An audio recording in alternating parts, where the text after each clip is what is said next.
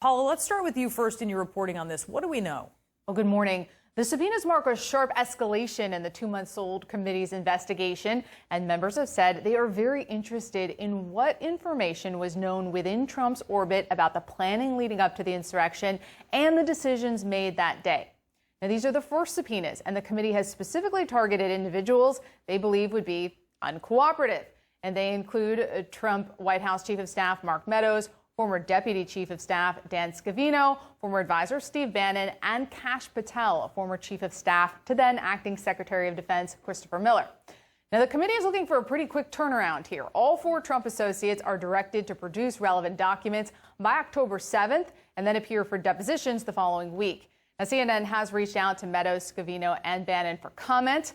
Patel, in a statement, said that he was disappointed but not surprised that the committee had subpoenaed him before seeking his voluntary cooperation.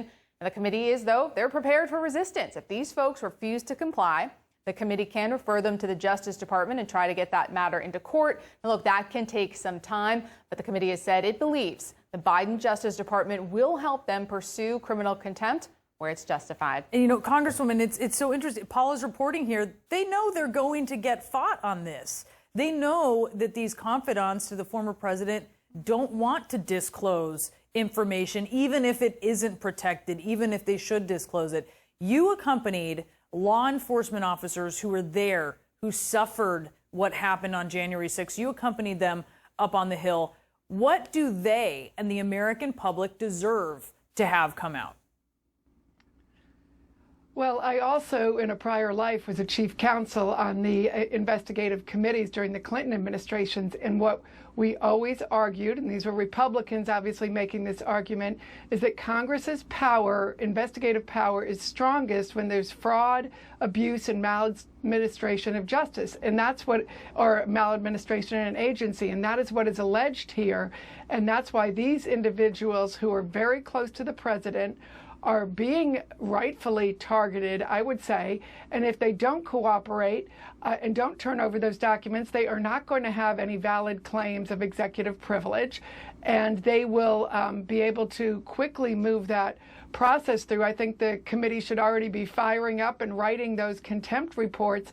But secondly, if they do not agree to testify and if they take the Fifth Amendment, you don't have to just take the Fifth Amendment. Thanks to one of the bills that we passed in the 90s, Republicans passed, at the behest of Newt Gingrich, you have to come before the committee and take that Fifth Amendment oath, claim that Fifth Amendment on camera, in front of the committee. And then what the committee can do is they can take all those other documents that they have gathered and all the other testimony that they've already had, testimony like that from the Justice Department officials, Jeff Rosen, the Deputy Attorney General, who said Mark Meadows was calling him, asking him for those things. And while that witness is sitting there, you say, Mr. Meadows, isn't it true that you said, and you read all those things into the record. You can read, if you have his texts and his emails and other documents, you can read them into the record, ask them questions, and then at that point, the only thing they're doing, I guess, would be sitting there saying, on the advice of counsel, I'm taking the Fifth Amendment, which will look very incriminating and rightfully. So the committee does have all of these opportunities and information to inform the public about the abuse, the maladministration that went on during this whole process. And as they continue to get documents, which they should get by holding them in contempt, they will be able to provide a lot of information about the corruption that went on. And I would also point out that you don't have to just send it over to the Justice Department for contempt. There's another method that hasn't been used in a long time, but has been upheld by the court, where you bring them before the House of Representatives itself, you try them and vote on contempt on the House floor, and then if they don't testify or provide documents, you take them into custody. And if they are held in contempt, you can get up to a $100,000 fine and a year in prison, up to a year in prison. So these aren't pleasant outcomes. I think the committee is serious, and they will also have a lot of other lower level witnesses who aren't going to want to spend that money on lawyers, spend that money on fines, and probably are already cooperating. And will have information on their own in addition to all the books that we've seen. One of the folks getting subpoenaed here is Steve Bannon. We learned recently in the book Peril from Bob Woodward and Robert Costa that he was talking about, he was very much the one pushing Donald Trump to make January 6th the day of reckoning.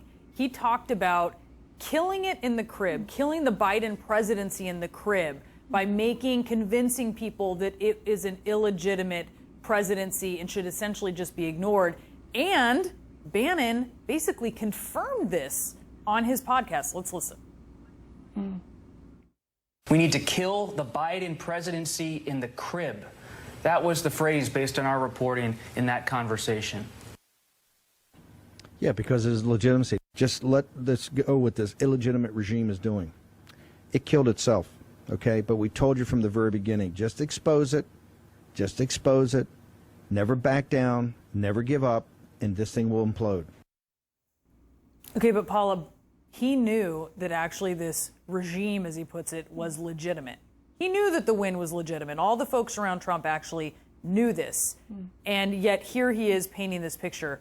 What type of problem does that create for Steve Bannon? It creates a huge problem for all of these witnesses, because not only are they looking at what was happening in the days leading up to January 6th and on that day, they're also looking at these efforts to pressure state election officials to overturn their election results, to sort of meddle with those election results. This is a broad inquiry here, and if you look at the letters that have been sent to these individual witnesses, there's a lot of concern in terms of these folks actually opening their mouths and answering questions before this committee. Potential legal, potentially even criminal liability here. So comments like that, efforts like that, an enormous liability, an enormous risk, not only for Steve Bannon, but according to this letter, potentially for Mark Meadows as well. Why are these four witnesses who've just been subpoenaed, all close Trump aides, so critical to your investigation? Well, because they were in and around the president on these pivotal days, on January 5th, on January 6th. They were in communication, some of them with each other, others with the president. And we want to know, what was the administration aware of in the run-up to January 6th? What did they know about the propensity for violence among those that were being rallied to come to this Stop the Steal event, as the president's campaign billed it? What was going on at the Pentagon? And this will help us fill out the picture of what led to that bloody insurrection. And we need to know all the facts in order to be able to protect the country going forward. Indeed. The former President Trump, he reacted saying, and I'm quoting him now, "We will fight the subpoenas on executive privilege and other grounds," calling your investigation, once again, I'm quoting, unselect committee. Does that threat by the former president have any teeth? Because the White House, the current White House, says President Biden wouldn't assert executive privilege. Well, first of all, it's very encouraging that the Biden administration is not going to allow those that were potentially implicated in January 6th to hide behind bogus claims of privilege. So that's very encouraging from the Biden administration.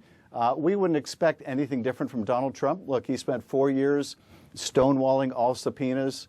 He spent the last couple years pushing out this big lie, and now he's continuing to push out the big lie. So this is not surprising. We're going to use whatever compulsion we need to get these witnesses to testify, and we went straight to subpoenas because we were aware that they might very well try to do what they did, frankly, in the last administration, that is run out the clock for years and years. The chairman of the Select Committee, Benny Thompson, says if these witnesses don't comply, then, I'm quoting now, criminal contempt or other measures will be open to us. That's a quote from Benny Thompson. What other measures, Mr. Chairman, are on the table? Well, that is, frankly, the most, probably the most severe measure. There are a number of ways to enforce subpoenas, as we've tried over the last 4 years. There is civil efforts to seek to effectuate those subpoenas in court, but that can be very time-consuming. Now, during the last administration, when Bill Barr was the Attorney General, he was doing everything he could to protect the person of the country, not the country itself, which meant, of course, that he wasn't going to assist in enforcing subpoenas. But it's a very different Justice Department now that puts the public interest first. And so if people, willfully ignore the law and they defy these subpoenas, then pursuing a criminal contempt is viable. And we would hope that we would have the support of the Justice Department in that. We have to reestablish that people can't simply thumb their nose at legal process and get away with it.